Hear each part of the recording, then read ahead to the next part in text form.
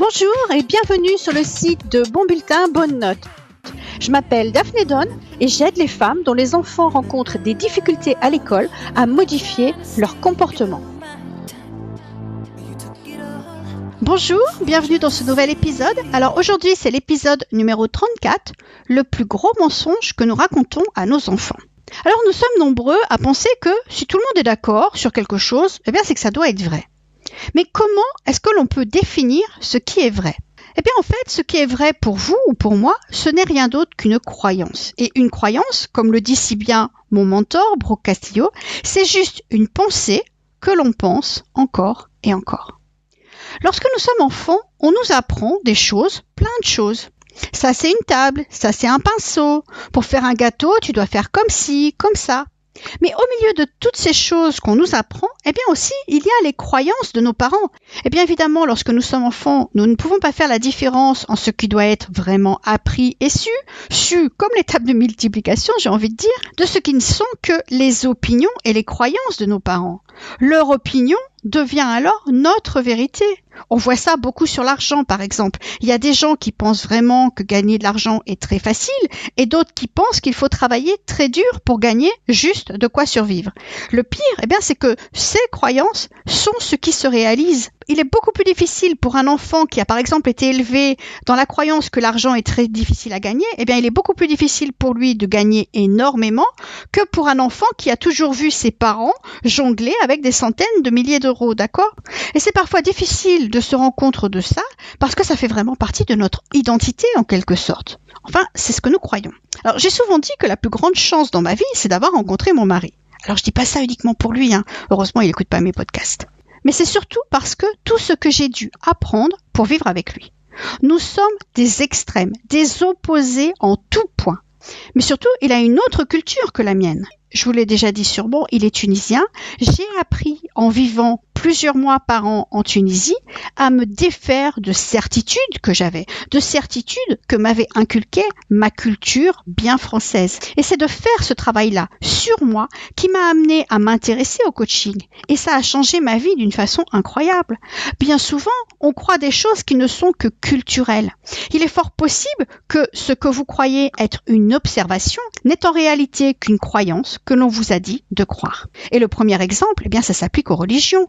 Bien souvent, on hérite de la religion de ses parents, sans même avoir cherché une seule seconde à expérimenter les autres. J'ai toujours trouvé ça d'une hérésie incroyable. Alors pour résumer, très grossièrement, on a 2 milliards de gens qui croient avoir raison contre 5 autres milliards. Ça vaut quand même le coup d'aller voir ce que ces 5 autres milliards croient aussi, il me semble. Mais bon, c'est pas les propos de ce podcast, alors je vais pas m'apesantir plus là-dessus, mais c'est vraiment pour vous montrer que la vérité en soi, c'est pas si évident que ça à définir. Pour moi, la vérité, c'est juste une croyance que j'ai décidé de croire après avoir beaucoup réfléchi dessus.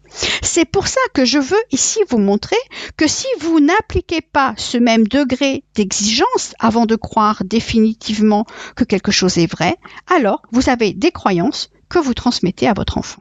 Alors justement, certains trouvent ça génial. Mon enfant a la même culture que moi, la même religion, etc. Moi, personnellement, je n'ai pas choisi de croire ça. J'ai choisi de croire en la multiculturalité. Je sais même pas si ce mot existe réellement, mais c'est pas grave, j'aime bien. J'ai choisi de croire dans le métissage, dans le brassage des populations. C'est ce qui m'a poussé donc à comprendre, à rechercher ce qui est vrai pour les uns et pas pour les autres. Et donc c'est comme ça que je me suis rendu compte que l'on apprend aussi beaucoup de mensonges à nos enfants. Et le plus gros mensonge que nous leur racontons, c'est que les autres peuvent nous blesser émotionnellement et que nous pouvons blesser les autres émotionnellement. C'est quelque chose que l'on apprend tout petit. Si tu fais pas ça, maman ne va pas être contente de toi. Tu vois, ça fait de la peine à papa quand tu dis ça. Ne dis pas ça à ton frère ou à ta sœur, tu vas le rendre triste ou bien tu vas le mettre en colère, etc., etc. On leur dit que les autres, que leurs comportements sont responsables des émotions que nous ressentons et nous ne leur expliquons pas qu'au contraire, c'est seulement nous-mêmes, notre propre esprit, nos propres pensées qui créent nos émotions. Alors, on va pas blâmer nos parents, ils ne le savaient pas. Ils risquaient pas de nous l'enseigner. Les miens, en tout cas, ne le savaient pas. Et moi, lorsque j'ai compris ça, mes 2 enfants étaient déjà adultes. En tout cas, la plus petite avait déjà plus de 18 ans. Alors ça n'empêche pas que depuis, je leur ai enseigné et qu'eux aussi utilisent ça régulièrement. Ou bien en tout cas maintenant, s'ils oublient, eh bien je leur rappelle. Mais c'est une des pires choses que l'on apprend à nos enfants, ça. À cause de ça, on essaye de plaire aux autres pour ne pas les blesser.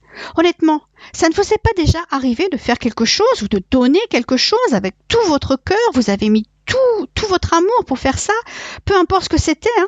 Et que l'autre, à qui c'était destiné, il l'a mal reçu ou bien il l'a critiqué. L'autre s'est alors senti blessé à cause d'une simple petite pensée qui lui a alors traversé l'esprit. Et ça n'avait probablement pas grand-chose à voir d'ailleurs avec ce que vous avez fait ou préparé pour lui. Et pour vous, vous vous êtes immédiatement senti blessé, attaqué, humilié peut-être à cause de ce qu'il a dit ou de ce qu'il a fait.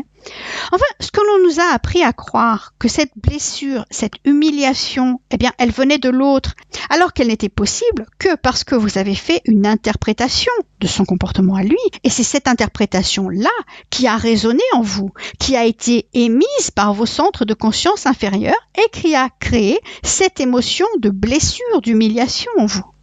Le comportement de l'autre a alors titillé votre centre de sécurité, votre centre des sensations ou le centre du pouvoir ou un mélange des trois.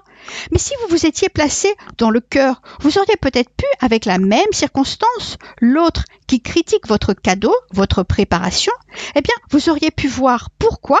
C'est-à-dire que vous auriez pu observer sa pensée à lui, c'est-à-dire ses propres centres de conscience inférieurs à lui qui ont déclenché sa pensée, ses émotions et son action qui était alors de vous critiquer. Et dans ce cas, vous auriez pu tout de même ressentir de l'amour pour cette autre personne qui n'est pas encore capable de voir tout cela ou de comprendre tout cela. Et comme nous toutes d'ailleurs, parce que ce n'est pas parce que moi je le sais ça, que je ne me laisse pas emporter de temps en temps comme nous toutes. Parfois je ne me rends compte qu'à posteriori. Mais c'est déjà beaucoup mieux que de se positionner en victime. Parce que si nous croyons que nous pouvons blesser les autres émotionnellement, alors nous croyons que les autres peuvent nous blesser aussi émotionnellement.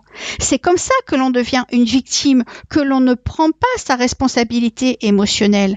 Et si vous avez besoin de comprendre ce que j'entends par responsabilité émotionnelle, je vous propose de réécouter le podcast numéro 27. Lorsque l'on prend à 100% notre responsabilité émotionnelle, lorsque l'on connaît parfaitement le modèle CFPR et que l'on cherche à l'appliquer au quotidien, on comprend aussi que l'on doit laisser les autres ressentir les émotions qu'ils veulent. Ces émotions que eux ressentent découlent de leurs pensées. Ces émotions que vous ressentez, même s'ils vous critiquent, s'ils critiquent ce que vous venez de leur offrir, par exemple, ces émotions, elles ne découlent que de vos pensées, pas des leurs, pas de leurs actions à eux, d'accord? Vos pensées, elles, ce sont toujours des choix. Si votre fille rentre de l'école et qu'elle vous dit qu'elle est vexée parce que sa copine s'est moquée d'elle, vous pouvez lui expliquer que ça ne vient pas de ces circonstances, sa copine s'est moquée d'elle, mais de l'interprétation qu'elle en fait et que c'est cela qui crée cette émotion de blessure. Mais ensuite, elle a le choix de faire ce qu'elle veut avec ça. Vous ne devez surtout pas essayer de la ramener immédiatement vers des pensées qui vont lui faire oublier ce qui s'est passé. Elle ne doit pas fuir l'émotion non plus qu'elle ressent, mais en prendre conscience. Ensuite, elle choisit la pensée qu'elle veut penser. Récemment, par exemple, ma fille qui a 21 ans maintenant m'a appelée en pleurant parce qu'un ami lui avait montré que finalement, il n'avait pas plus de considération pour elle que pour les autres filles de leur groupe. Elle croyait avoir un statut particulier, un peu spécial, une relation privilégiée avec lui. Mais son comportement lui a fait comprendre que ce n'était pas le cas. Lorsqu'elle m'a appelée, elle m'a raconté son histoire, blabla, il a fait ci, il a dit ça, etc., etc. Je l'ai amenée à voir que ce n'est pas le comportement de l'autre qui lui avait fait se sentir rejetée, mais bien sa croyance, puisqu'elle pensait avoir une place privilégiée dans le cœur de ce garçon. Mais je lui ai dit que maintenant, tu as peut-être besoin de quelques jours pour digérer ça, d'accord ? Pour lui en vouloir peut-être encore un petit peu à lui. Le but, ce n'est surtout pas de retourner ça contre soi, en se disant qu'on a été la fille la plus bête du monde à croire ça. Mais simplement, je lui ai demandé de réfléchir à ce qu'elle voulait comme relation avec lui maintenant. Elle pouvait complètement décider de continuer à l'aimer, à le côtoyer malgré cela, ou pas. C'est seulement son choix à elle de savoir ce qu'elle veut. Et presque une semaine après, elle m'a dit qu'elle a pu avoir une discussion très sincère avec lui.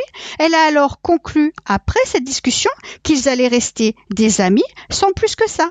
Le comportement de l'autre, il est ce qu'il est, Elle a dû vivre quelques jours avec cette peine, sans chercher à la faire disparaître, mais plutôt à bien comprendre d'où est-ce qu'elle venait, c'est-à-dire de ses pensées à elle, à ma fille, et uniquement de ses pensées à elle. Ensuite, elle est passée par l'étape où elle a eu suffisamment confiance en elle et en son amour pour ce garçon pour obtenir une discussion sérieuse, sans le blâmer, sans le critiquer. Elle a alors été en position de faire des choix pour elle. Je suis sûre que ça vous paraît logique quand je vous raconte cette histoire, celle d'un autre. Mais vous, quand vous êtes là, pris dans une blessure, dans une déception, est-ce que vous voyez que ce ne sont que vos pensées qui sont en cause? Ou est-ce que vous accusez l'autre de vous avoir fait ceci, fait cela, dit cela? Réfléchissez-y. Et puis surtout, faites bien attention à ne plus transmettre ces croyances-là à vos enfants. Nous ne pouvons pas blesser les autres émotionnellement. Ils ne peuvent pas nous blesser non plus. D'accord? Alors je vous dis à bientôt. Je vous retrouve la semaine prochaine. À bientôt. Bye!